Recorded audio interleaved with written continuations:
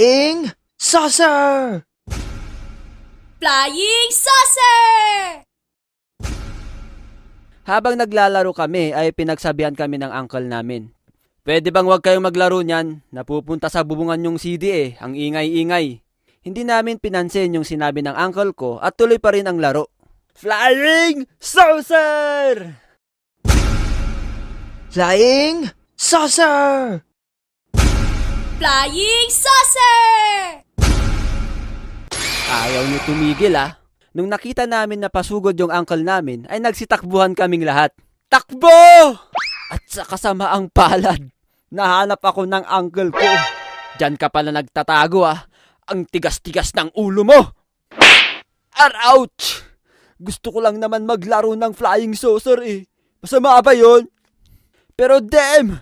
Fresh pa sa utak ko yung pagkasampal ng uncle ko sa akin, men.